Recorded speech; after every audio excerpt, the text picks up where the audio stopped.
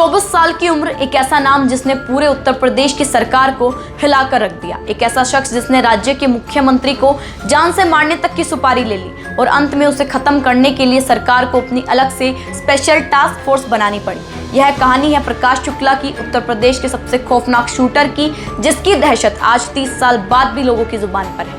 नमस्कार दोस्तों, स्वागत है आपका हमारे चैनल पर। आज हम बात करने जा रहे हैं 90 के दशक के उस अपराधी की जिसने सिर्फ अपराध की दुनिया में ही नहीं बल्कि राजनीति के गलियारों में भी खौफ पैदा कर दिया। एक ऐसा शख्स जिसकी वजह से उत्तर प्रदेश पुलिस को अपने इतिहास की सबसे बड़ी और सबसे खतरनाक स्पेशल टास्क फोर्स बनानी पड़ी। तो चलिए शुरू करते हैं प्रकाश शुक्ला की पूरी कहानी, शुरू से लेकर अंत तक।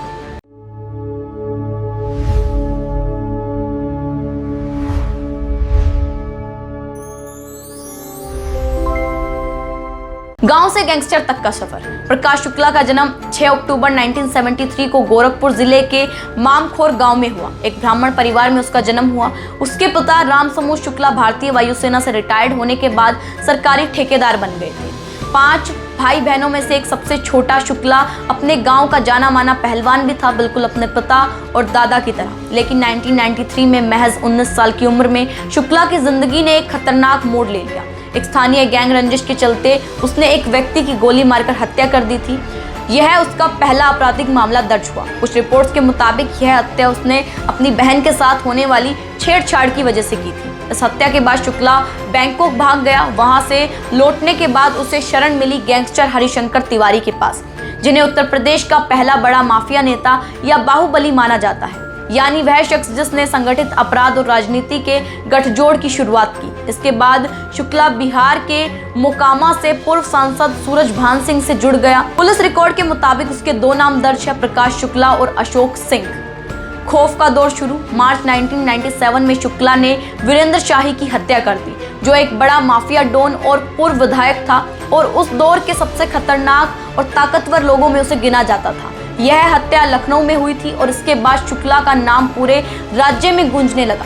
इसके बाद शुरू हुआ अपहरण और जबरन वसूली और हत्याओं का एक लंबा सिलसिला। रेलवे ठेकों में जबरन वसूली उसका खास इलाका बन गया था। कहा जाता था कि उसने AK-47 जैसे हथियारों से मैगजीन खाली करके दुश्मनों को मारने का एक नया ट्रेंड शुरू कर दिया था, जिससे उसकी दहशत और ज्यादा बढ़ गई।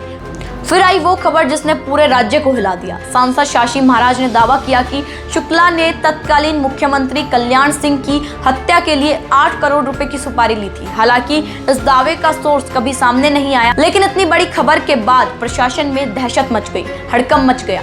शुक्ला की हिम्मत इतनी बढ़ चुकी थी कि उसकी काबिलियत सुरक्षा घेरे को चकमा देकर बड़े बड़े टारगेट तक पहुंचने की हो गई थी। उसे देश के लिए वंचित अपराधियों में शामिल कर दिया गया था। उसे राष्ट्रीय सुरक्षा के लिए खतरा तक घोषित कर दिया गया था। STF का गठन। इस बढ़ते खतरे को देखते हुए ADG अजय राज शर्मा ने तत्कालीन मुख्यमंत्री कल्याणपुरी के सामने एक प्रस्ताव रखा। एक विशेष टास्क फोर्स बनाने के लिए कहा गया, सिर्फ शुक्ला को खत्म करने के लिए। मुख्यमंत्री ने इस प्रस्ताव को मंजूरी भी दे दी। इस तरह मई 1998 को स्पेशल टास्क फोर्स यानी STF का जन्म हुआ। 50 पुलिसकर्मियों की एक टीम तैयार की गई, जिसका लक्ष्य शुक्ला और राज्य के 43 अन्य बड़े अपराधियों को पकड़ना और खत्म करना था।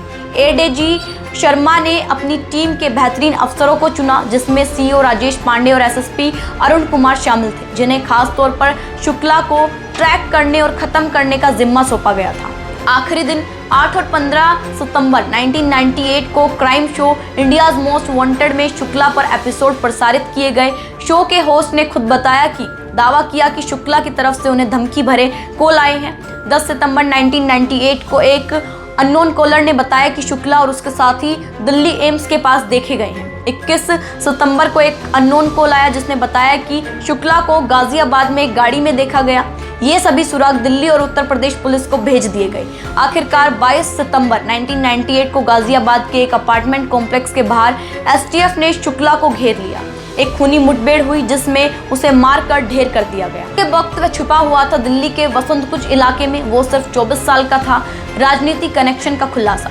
शुक्ला की मौत के बाद जांच के कई चौंकाने वाले खुलासे हुए। एसटीएफ को पता चला कि उसका गॉडफादर अमरमणि त्रिपाठी और मायावती सरकार के कई सदस्यों समेत कई नेताओं ने उसे शरण दी थी। कुछ नेताओं ने उसके बदले शुक्ला से पैसे भी लिए थे।